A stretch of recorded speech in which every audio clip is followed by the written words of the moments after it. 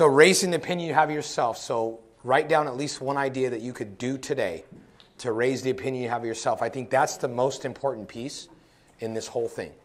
Because if you don't like the way you look, or you don't feel good about how you look, or you don't have a good enough opinion with yourself, no matter what you do, you're going to that's the roadblock. Does that make sense? Yeah. We're going to do an exercise later at 9:30 tonight when we're done. We're going to do this 60-second exercise that's going to help you cipher through all of it and figure out what piece is holding you back. So I figured if I tell you that now, you'll hang out till 9:30.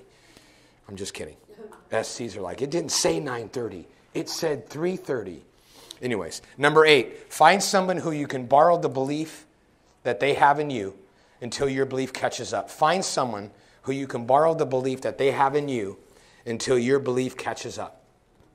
Who in your life can you borrow belief from? Is there people around you who say they're speaking life in you? There's 2 different categories in this world. There's people that are in your way, and there's people that are part of your way. Does that make sense? But here's the thing. They're not firm lines. They're always changing. So the people in your way are the ones that are not encouraging you to go after things you've never gone after. Those are the people in your way. The people in your way are your criticizers. Unfortunately, they're usually the people that are closer to us. Does that make sense? And I don't think they do it maliciously. I think they do it because they try to protect us, right? So the people in your way are not encouraging you to get out of your comfort zone. The people in your way aren't adding to your process. The people in your way aren't bringing value to your life anymore. Does that make sense? They're actually taking value away. Does that make sense? And I don't think it's intentional. Don't get divorced. If I had a divorce attorney here, we could talk a little about that. I can generate some leads for him. That was a joke. Can I get a little bit more laugh? But here's the thing. There's people in your way. I just want you to be conscious of who's in your way. Who's in your way. Be conscious. And just know that you can't spend long periods of time with the in your way people. Does that make sense? And then there's people that are part of the way. And the people that are part of the way are the ones that are introducing you to other people that will help you with your craft. The people that are part of the way, they know that you're so passionate about becoming a master at your craft that they're giving you books for birthday gifts. They're giving you seminars. They're sending you text messages because they see something. They are part of your way. Does that make sense? This is only if you want to be masters. If you don't want to be masters, then this class is not for you. But when you're pursuing mastery, having those 2 categories and understanding who's in your way and who's part of the way is crucial. Here's the challenge. If you're constantly trying to grow at an extremely high level, the people that are part of the way become in the way because you've outgrown them. Does that make sense? Let me say that again. If you're trying to progress at such a high level, the people that are part of your way, because of your growth, become in the way. So you constantly have to be looking at your circle. I had a conversation with my girlfriend last night, and she's going through this piece because now she's trying to make significant changes in her life. And the people that are in her life, a majority, a lot of them are in the way because she's trying to do something very unconventional and very different, right? And they just want her to get a job. And she said to me, made a comment about, I just need more friends. I said, you know what? You need to choose who you want in your group now, right? Because she's starting to grow at a tremendously high level. She's going into an industry that not a lot of people see value in, but she's so passionate about it. Does that make sense?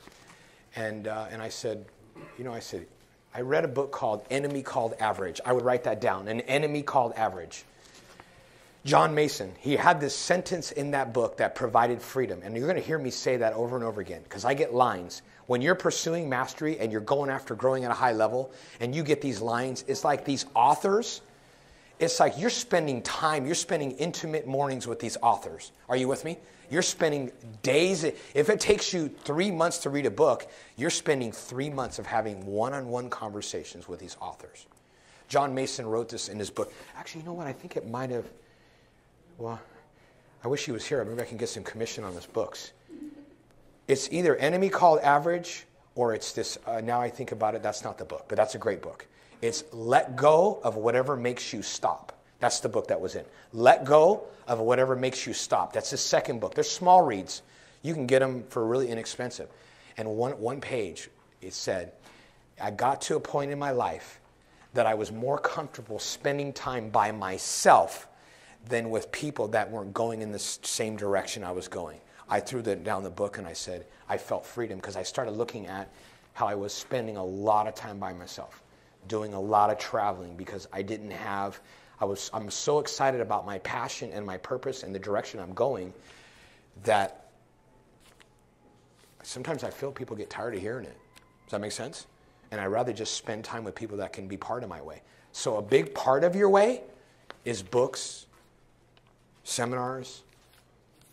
Are you guys with me? Those, so you're choosing who's part of your way. And those guys, good news about them is you're not going to outgrow them for a while. Make sense? Okay, questions on that. Find somebody who can borrow the belief in you before your belief until your belief catches up. Okay? Next line. Is that too deep? Do I need to bring you guys back in the room? Should I just tell you one of my lousy jokes? Because I felt like you guys kind of wandered away. And you were like checking out. I got to get rid of that person, that person, that person. And I'm definitely asking him for a divorce and boom, and just all of it, right? So I'm saying laughter to you because I need to bring you back. Because I know you so well. My mind reading part of it is I took you to a place and I knew that you wandered off, so I have to bring you back. Does that make sense? Because when you turn yourself over to the service of other people, right, you want to learn those things. Because I want to make sure that when you leave here today, that I just own a tiny piece of real estate in your mind. I want to be part of your journey. Does that make sense? I want to create a shift in you that will allow you to have a whole new trajectory. Is that fair? Okay? Also want to make sure you got your money's worth. Somebody had a question. Not a question, but a comment. I think the first person that my mind went to is my 6-year-old. There's nothing I can't do. Yeah, how do you get that out of the way? And so the belief is that is if she believes that much in what you can do, you have to believe in yourself as well. Yeah, exactly. It's the same thing. I mean, I know it's gone back, but this client, same thing. Yeah, exactly. Oh, Francisco had a story. Can I read that to them? Do you mind if I read that group, that message kind of tied in? Am I getting some interference? Am I good, Ian, or should I? Okay. Do you mind if I read just that little, or do you want to read it? No, you can read it. Okay. You've got the money. So when I was done with the conversation about serving people at such a high level that they want to serve you back, right, and what that looks like.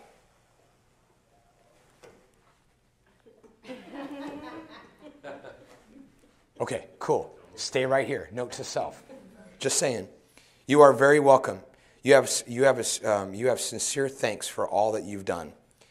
You have my respect and my promise that if there's ever anything I can do for you, please don't hesitate to ask.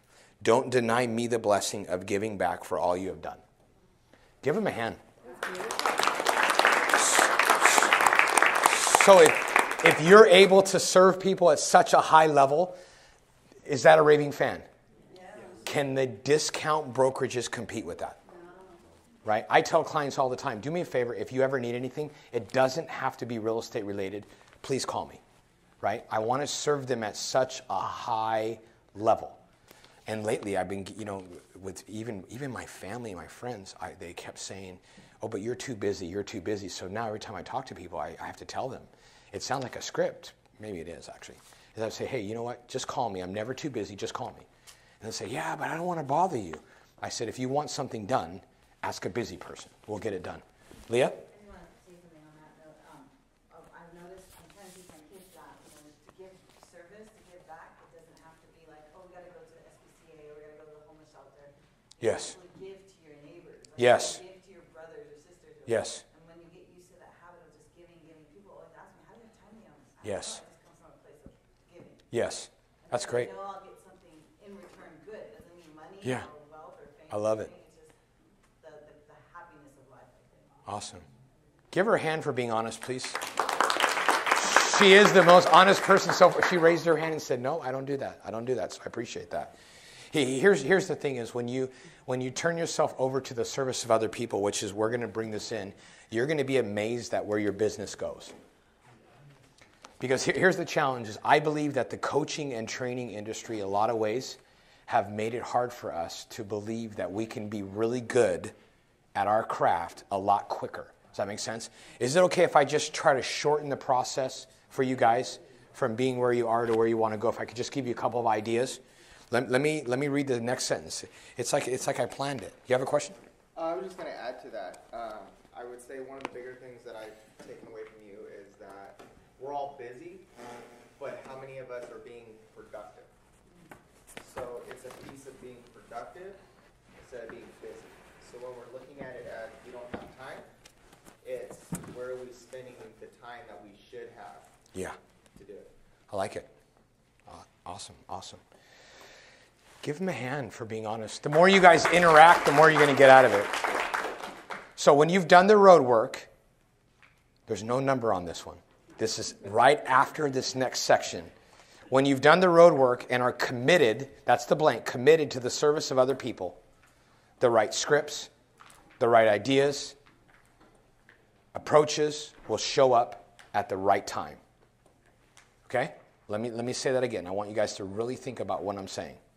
When you have done the road work and are committed to the service of other people, the right scripts, the right ideas, and the right approaches will show up at the right time. What does that mean?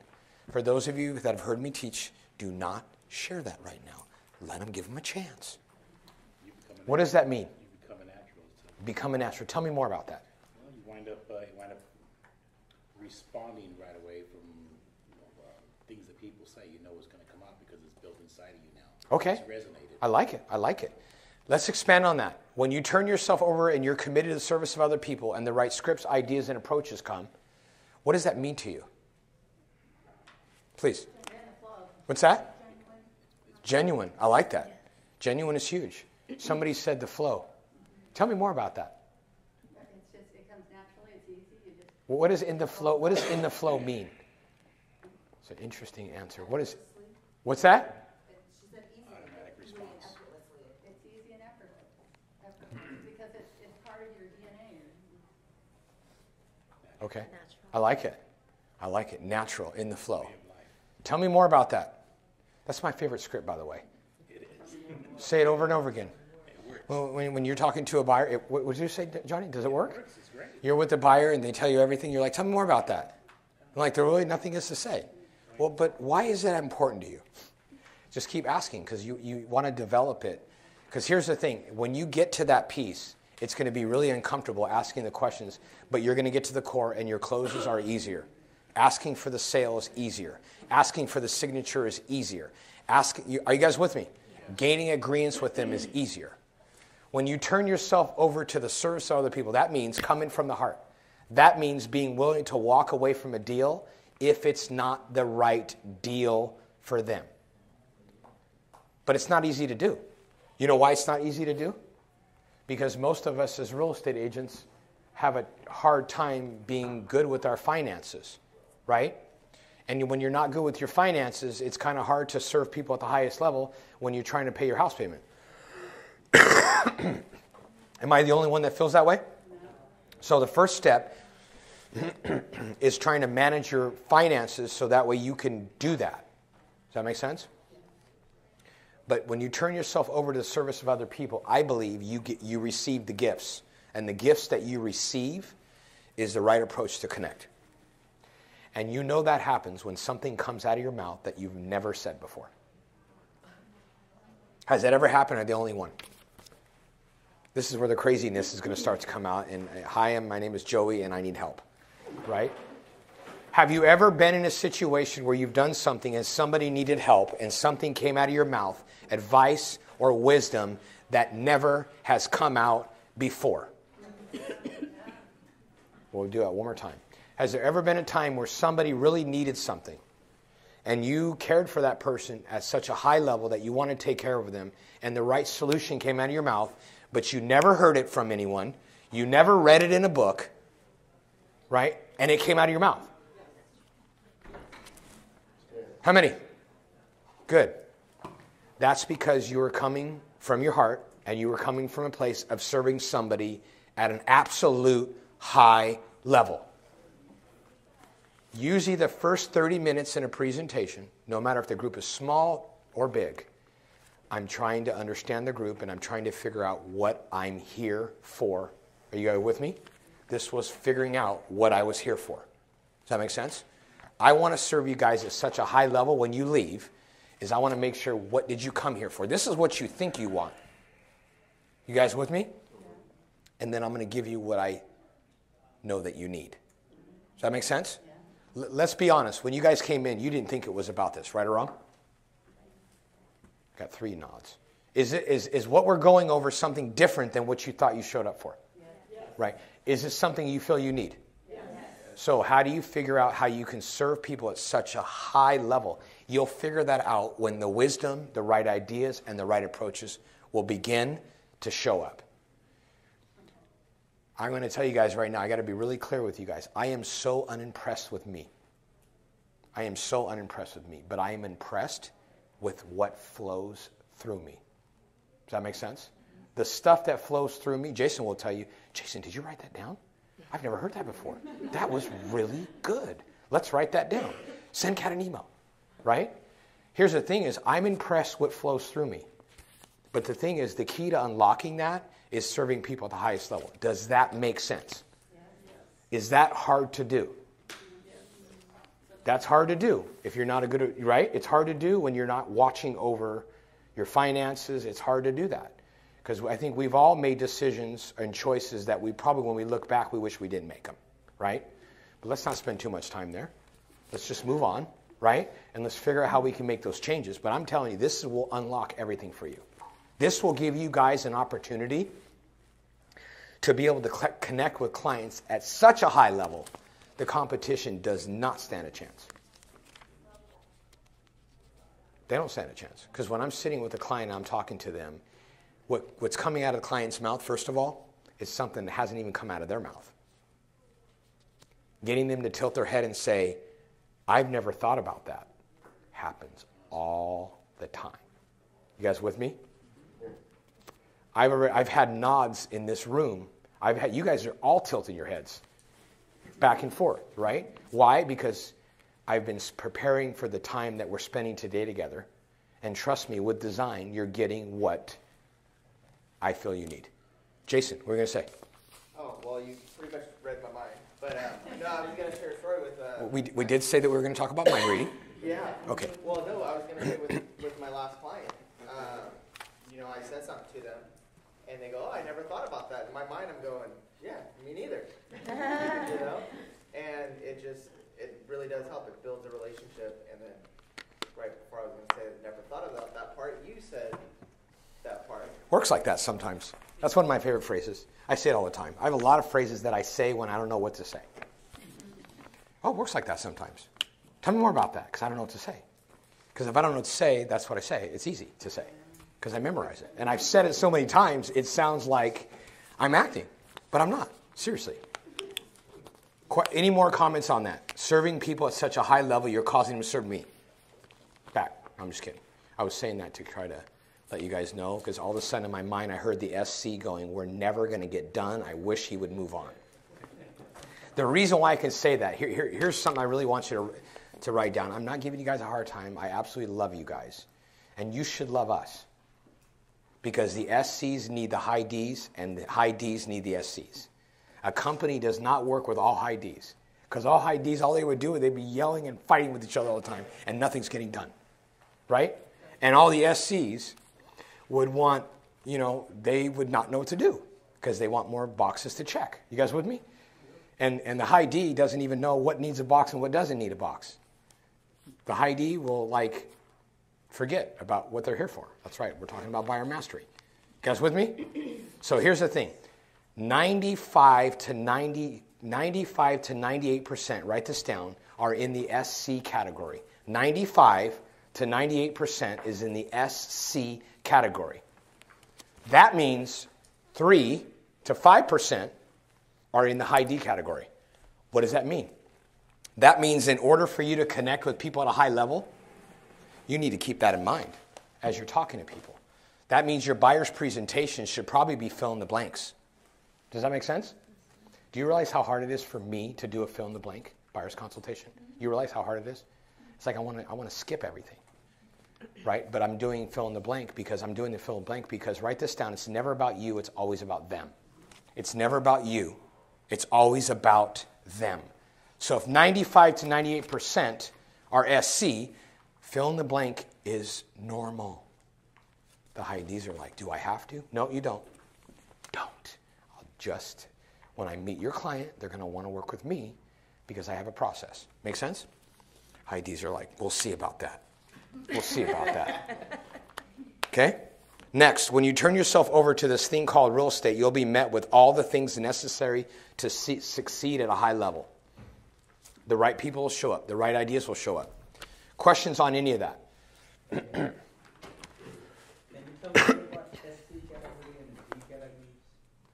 and D categories? DI category. What I'm going to suggest, Sam, is take the DISC assessment. So the D is it's that dominant person, the driver doesn't have time. You're in the middle of a presentation, and they look at you and say, Johnny, what's the bottom line? The chase. Bottom line is this. You know who's talking right now? The high Ds in the room. These two. They sat next to each other. High Ds love other high Ds because we think that everybody else is crazy. Just like everybody else think that we're crazy. So at least we feel the same about each other. So the high D is that. The I is somebody that really is very important emotion-wise. And they're very influencing. But they have a hard time with closes. So people that are high I and low D, they need a lot of soft closes. So when you're both. Like me, you have a lot of inner conflict. Yeah, exactly. You spend a lot of time arguing with yourself. You get really good at arguing. And the SC is more administrative approach.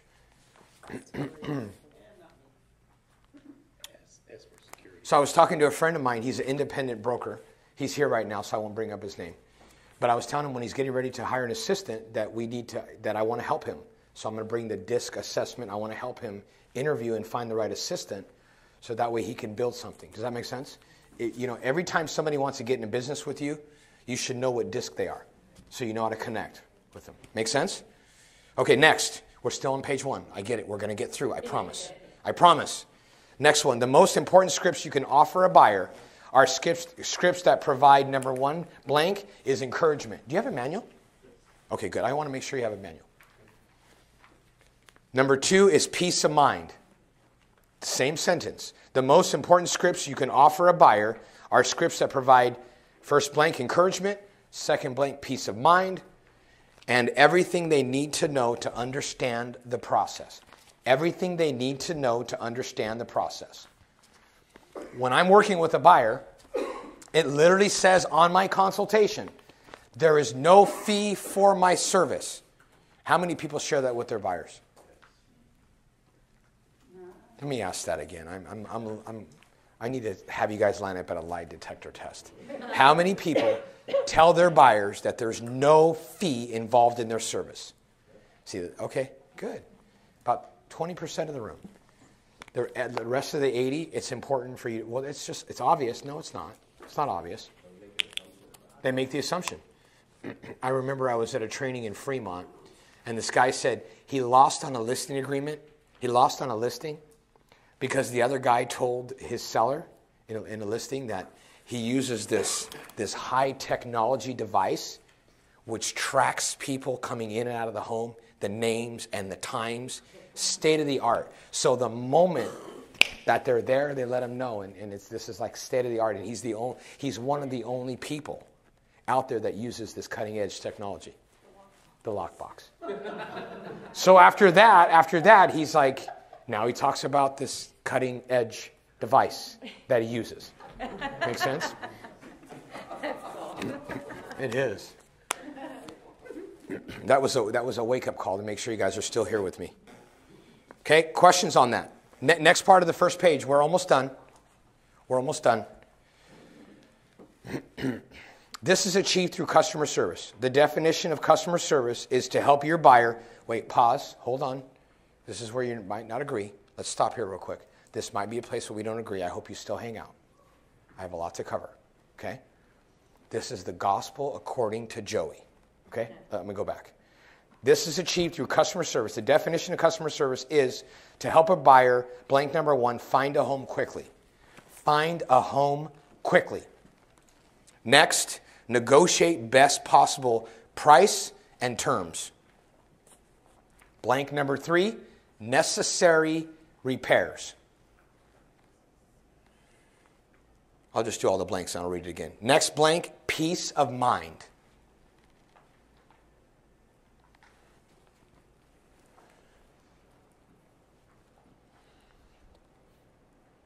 Next blank, consumer confidence. I don't like that way that's phrased. I know, you're not the first one.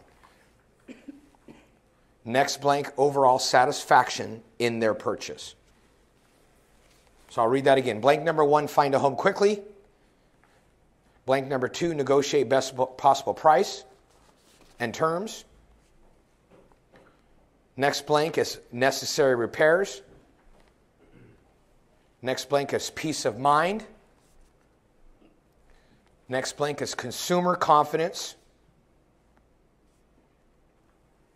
And next one is overall satisfaction. Let me read that in a sentence. This is achieved, so in order to provide encouragement, peace of mind in the process, which is the sentence before, is to help, this is achieved through customer service. Definition of service is help a buyer find a home quickly. Negotiate possible price and terms, necessary repairs to be completed, while providing peace of mind, consumer confidence, and overall satisfaction in their purchase. In addition, to close the escrow with the least amount of stress and problems. That's a mouthful. All of your buyer's process, from the moment you initially connect with a buyer, those need to be addressed. Because if they're not addressed, they're not going to find a home quickly. You know why they're not going to find a home quickly? Because they don't understand the market they're buying in. They're not going to find a home quickly because they think in their mind they need to see 20, 30 homes. You guys with me? Eric, you've been a showing agent for me in the past. How many homes do you typically have to show for me in order for them to find the right home? You mean to write an offer? To write an offer, yes. To write an offer, yes. The least amount I'm showing is 2. Yes. The maximum is 5 to 6. Okay. But usually it's 2. Kim, you shouldn't be surprised, Kim. You and I started together years ago. Does that happen to you too, right? Are you developing a system? Oh, wait a second. You want more in your system? Oh, okay. See, another honest person. Leah's not the only honest person in the room. I'm just kidding. I'm not saying you guys aren't honest. Next, negotiate best possible price. Here's a problem with that blank. Everybody has a different idea of best possible price. Everybody does, right? Everybody does.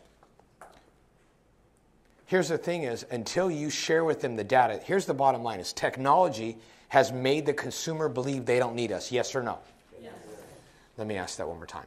Technology has made the consumer believe that they don't need us. Yes or no? Yes. Okay. So, and guess what? We bought into it as well. We've bought into it as well. So what are you doing in your processes that technology can't do for you? Or are you just doing what technology can do? Is this where you lose me? Is this where I've lost you? Nobody's walking out of the room yet. We're okay. So are you just doing the things that technology can do for you? Or are you finding other ways to give? Because technology has made them believe that that's what they need, right? But you and I both know they need more to know than how much their house is worth. They need to know more than that, right? They need to know more than what available properties are on the market. They need to know more about what homes sell for. They need to know more about that. But are you taking time to become a master at your craft where you can help them with so much value that you get text messages like Francisco got, where he's like, basically what I heard is whenever I buy or sell, or whether my dog, cat, or hamster needs to buy or sell, I'm going to let you do it for me. That's what I heard. Did you guys hear anything different? At Nordstrom's, when I worked there for many years, we were always taught to never say no right away. We were always taught to never say no right away. So if I'm sitting there with you and you ask me a question and I already know what the answer is no, I don't say no right away. If my colleague is next to me, I would turn over and say, hey, Johnny, I got a quick question for you. My customer here has a question about da-da-da-da-da-da, right? And Johnny would go, unfortunately, we're unable to do that, right? So just because I took the extra step of asking Johnny, My client, my customer, Marlene, she believes that I worked harder for her. Does that make sense? Rather than just going, no, no, no, right? And then if Johnny wasn't there, he was off that day, then I would go in the back, get my water out of the cupboard, and I'd come back and I'd say, I tried finding a solution for you. Nobody else is running the department. I had nobody else to talk to. So unfortunately, we're unable to do that at this time. Does that make sense? So sometimes rushing to know is keeping you away from doing the things that you could do to serve people at a high level. Are you with me? Or you might call somebody that you know that understands the business better than you. Maybe it's valuing. If something doesn't make sense to me, when I'm listing a property or I'm working with a buyer, I don't rush to give bad news. You guys with me? I'll call somebody in my circle who's part of my way, and I say, hey, what am I not seeing? You guys with me? Don't rush to give bad news. Rush to give the right news. I've never said that before. That sounds really good. Can you write that down? Don't rush to give bad news. What did I say? I said it wrong. Don't rush to give bad news. Rush to get the right news. Ooh, I like that. Okay, see, I needed that. Told you guys that was going to happen. It just happened right now. Have I ever said that to you before? No. Have I ever said that at all, ever? You sure? Positive. The bad news part, and we never said the good news part. The bad news part, see, I like that. You know why? Because I'm turning myself over. Question? Joey, can I make a comment on that? Because oftentimes when you surprise yourself, you went to the right house, the only house, and then you make first offer and you get accepted. Yeah. And your buyer says, did you rush this news? You know why that happened? It's John, right? Yeah. You know why that happened, John?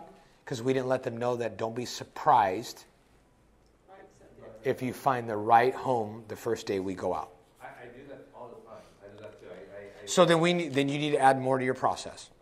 You need to educate them as far as, see, when I work with a buyer, John, what I do is I figure out what they want, I figure out what they need, and then I show them what people have bought over the last 2 weeks to 30 days with their similar needs and wants. I'm on your team. So they already know that before we go out. It's kind of funny.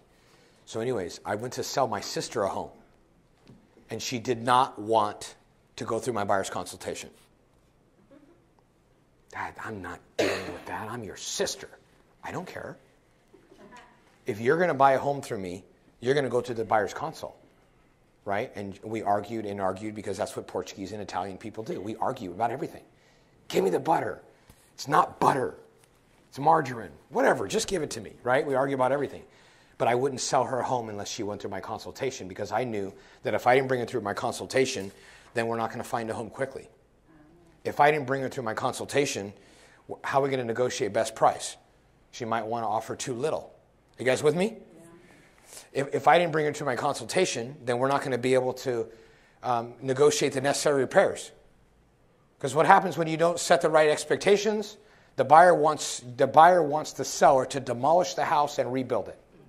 Right? When I get a list of requests for repairs from a buyer's agent, I'll call the buyer's agent before I call my seller.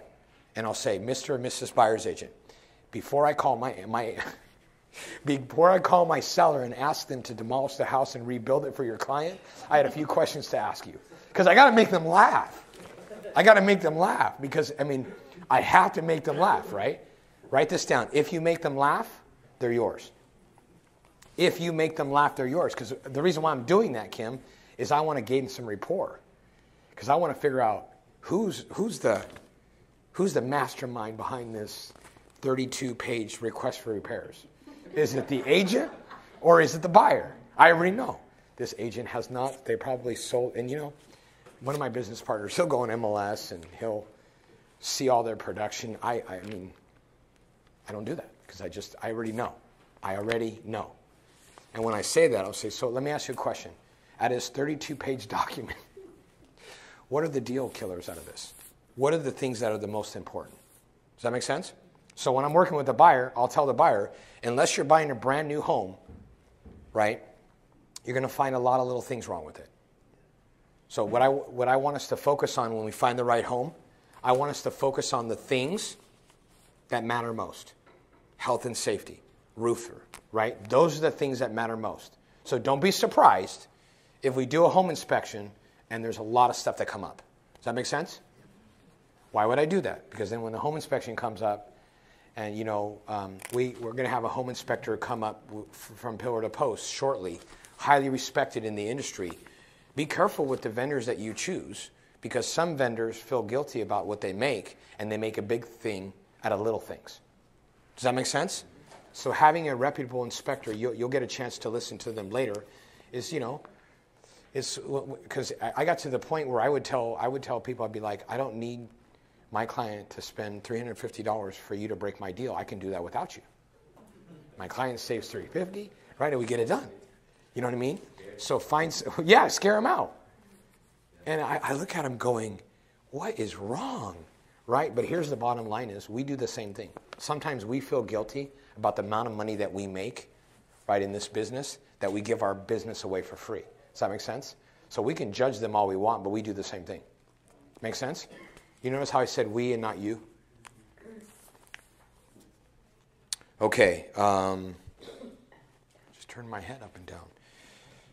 Okay, peace of mind. What are you doing? Peace of mind. That's where you're addressing their fears, right? You're giving them peace of mind. Does everybody want peace of mind? Yeah. When I'm talking to a client I'll say, listen, I know this is a big deal. Buying a home is huge, especially if they're new home. Just so you know, we're going to do this in 20-minute conversations. We're going to do one step at a time. Okay? And I will give you, by the end of this consultation, you're going to feel really comfortable. Does that make sense? I'm going to give you peace of mind. I'm taking you through. This class is my buyer's consultation. It's broken down point by point. It's not the consultation that I fill in the blank, but it's what's in my consultation. Well, why don't you give me yours? Because I'm mastering my craft. Can you take the time to master yours? Does that make sense? Next is consumer confidence. Why is that important? Why is consumer confidence important? Why do you need to give that to your buyer? I realize we're on the first page still. I do. I realize. I do. We're almost done. Why is consumer confidence important? We're in an era right now where we believe other people's opinions over ourselves, right? Well, why did you choose that agent? Well, they had 763 reviews on some site, so they must be good. Well, did you know that they might have ordered those reviews from a third world country for like 9 cents a review? People don't do that. Yes, they do. Consumer confidence. So when somebody comes into my office and we do a buyer's consultation, I want them to leave that day knowing what kind of home that they're going to expect to get. I want them to know. If they're approved for $300,000, someone who's not a master says, well, you never get that in Elk Grove. Well, that's really cool. Thanks for making me wrong. Thanks for taking all the hope. Thanks for taking all the air out of my sails. So I'll sit with the buyer and I'll say, great, $300,000, that's exciting. I already know that $300,000 is not the right one, but I'm not rushing to no. So I sit down in the consultation. Guess what at the consultation? Over the last year, there's only been 2 homes in all of our city that sold for $300,000. Man.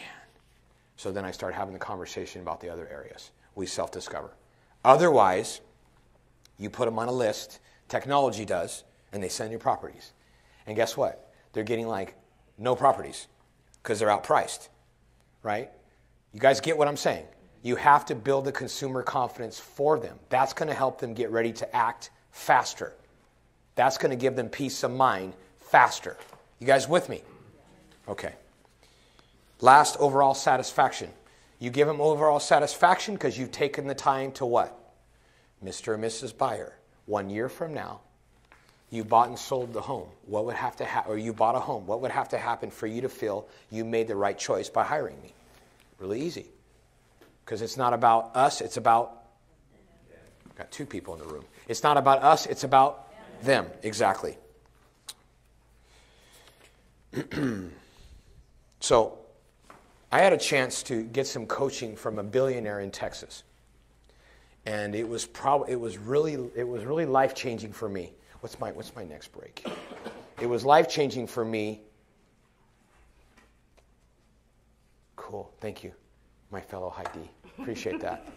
It was life-changing for me because he said something that was really another freedom thought. You guys with me? Another freedom thought. Is he said, we all are hypocrites.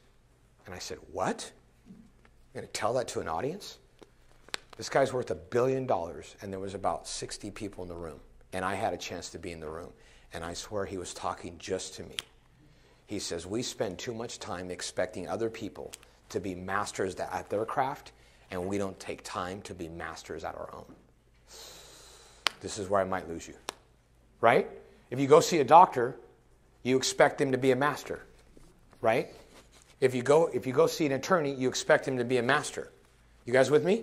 If you go see an accountant, you expect him to be a master. Boy, we need accountants, don't we? Right? So this is where you have to decide if you're going to go into the mastery.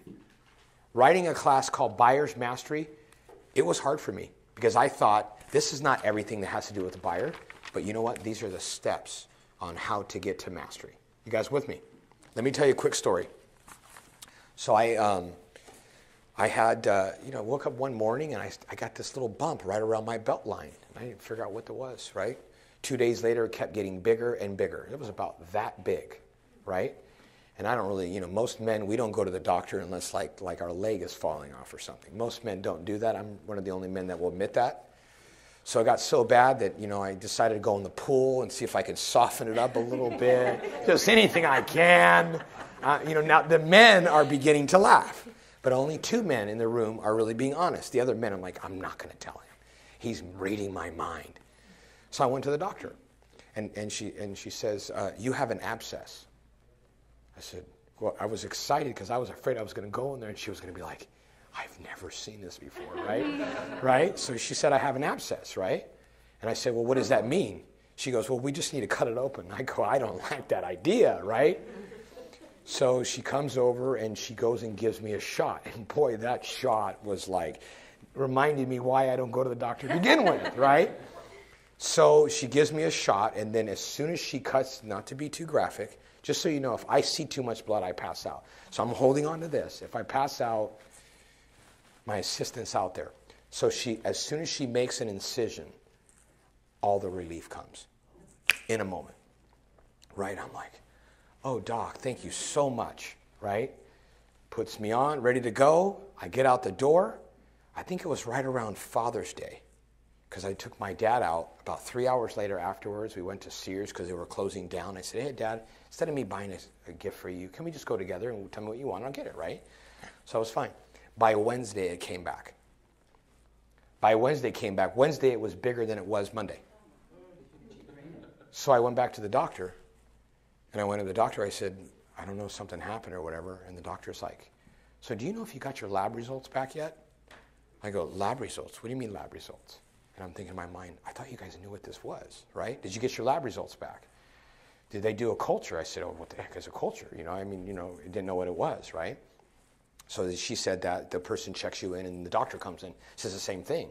I said, okay, doc, you're the second person that says something about lab results. What is this going on? He goes, well, we're just checking to see if you got lab results. Doc, we don't have lab results. They gave me a shot. They cut it open. I was out, ready to go. So he says, well, we're going to have to cut you open again. I said, doc, that's probably not what I want to hear. It's not what I want to hear. So I just closed, so he went in there, and this time he's, did what he needed to do. And he said, she didn't go deep enough. That's not a word you want to tell me, right? So he goes deeper and deeper. When he's done, he gives me like one of the most powerful painkillers, and he says, just in case if the pain becomes unbearable, go ahead and take this. And I'm like, this guy's on crack. What are you talking about? Are you supposed to say that in the room? Probably not. But I did. So he said unbearable. I said, this guy doesn't know what he's talking about. 3 hours later, I went ahead and I was out and about. When I left that doctor's office, I'm going to the pharmacy right afterwards. When I got to the pharmacy line, I was in such pain. The women are going to really laugh at this, okay? I felt the pain, all the entire front side of my stomach. I felt the pain, right? Entire front side. I mean, I swear I thought he got a knife and cut me completely open, right? And then finally, when they took the bandage off, the cut was this big. See, women are the only ones going to laugh at that, because if it was up to men to have babies, this would be a very lonely world, right? Guys are supposed to laugh a little more. The cut was this big. Why am I telling you guys this story? Was the first doctor a master at their craft? Yes or no? Right? Are you telling me that somebody is allowed to cut people open and not be a master? Say yes. The second doctor, was he a master at his craft? Right? What did he do differently between the first person and the second person? He did what? Went deeper. Are you going deep enough in your presentations? Are you guys going deeper in your presentations? Are you asking more questions? I know. You know why? Because the most powerful books in the world are what? Written with stories, right? And trust me, the funny part is, because I love speaking, you never declare to the world that you want to be a speaker, because you're going to have a lot of stuff to speak about. So be really cautious. If you think this is a cool profession, just be really careful. As I'm getting down, ready to sit on the couch, and I'm bracing myself to sit down, right? And as I'm sitting down, I hear a voice in my head going, "This is a good story about digging deep." And I'm like, really? Can I just feel better? Because I need to get down. I could only take half of a painkiller because I still had calls I got to make. You know what I mean? Questions or comments on page 1? Questions or comments on page 1? Okay? Let's go to page 2. You guys want a refund? Or are we doing okay?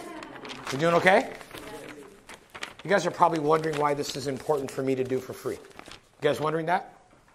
Because we are building an amazing library of high impact trainings. And this is one of them. I've taught this training all over the nation, right? And as I started training it, I realized it was good because the same offices were asking me to come back and do the same training to their group. So I started realizing maybe I'm onto something. Does that make sense? And then I started realizing, oh my gosh, I am onto something. And then when I went overseas to do a training, I said, wow, if they want me to go overseas, it must be good, right? So it's pretty amazing. I'm really excited because the content always takes a new life based on the group I'm in. Does that make sense? It's pretty powerful. Next page. The buying process must start with the buyer's consult. The best way to book an appointment consistently. Somebody said something about conversion, right? Said something about conversion. Best way to book an appointment consistently is to build curiosity while effectively communicating the value you bring to the table. That's how you're going to book it. Not telling them what you're going to do. Building enough curiosity in order for them to want to show up at the appointment. One of my favorite scripts, which is all in here. You know what? I talk to somebody at open house. I don't ask them if they have an agent right off the bat. You guys can judge me. It's not a violation of ethics. Okay? It's not. I just say, wow, how long have you been looking for? I start probing, asking questions, right? 15 questions, 20 questions. I keep going, right? And then I'll say, are you interested in a really aggressive approach when it comes to buying? Well, yeah. What clients like you have found useful in the past, it's all in here. What clients like you have found useful in the past is we spend about 30 minutes with me at my office. I share with you what's going on in the market, gives you an idea of putting your pulse on the market. And at the end of that presentation, you're going to have a clear idea of what's going on in the market. And it's also going to give us an opportunity to decide whether or not we're a match. Because you might not feel comfortable with me, and I might not feel that I can serve you. What would be a good time for that? Usually it's either yes or it's I have an agent. That's usually what they say. They say yes or I have an agent. So no isn't even part of it, right? No is not even part of it, right? Because if you really think about it, am I making it really hard for them to say no? No, I don't want to be educated. No, I don't want my fingers on the pulse of the market. I want to stay in the dark, right? 3 minutes. But am I right, Kim? It's like I make it hard for them to say no. And then they say they have an agent. And then after that, I'll say, well, have you signed any buyer-broker agreement or whatever? They say no. I said, listen, then why don't we do this then? Why don't we meet? Why don't I share with you what's going on? Why don't I share with you what's going on in the market? At the end of that meeting, you can decide to continue working with the other agent that's been working with you for 9 months, or you can give us a shot and we can go from there.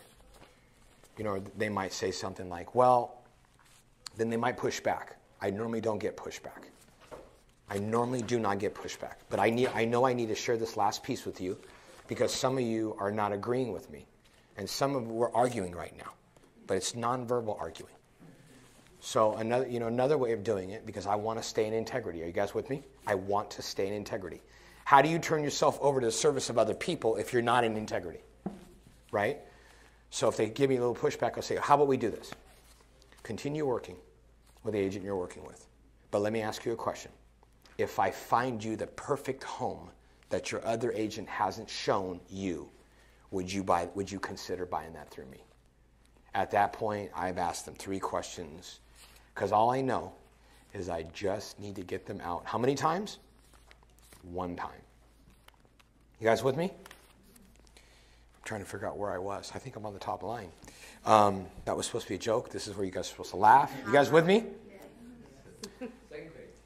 No, yeah, we're still on the 2nd page. You guys with me on that? These dialogues are all in this manual. You like that, huh? Okay. Well, you guys are probably saying, well, why would he want to train the competition? What's that? Well, the thing is this. The reason why I would want to train my competition, number 1, you're not going to do all the things I'm sharing with you. And only one part of this presentation is resonating with you. And you're starting to see that as we go along. You guys with me? You guys are starting to connect the dots and figure out where your blind spot is in your buyer's process. Am I right or wrong? Am I the only one? Because I had Jason email my assistant 2 times as I'm going through this. Because when you're a master at your craft, you never stop thinking about your craft. Does that make sense? Okay? So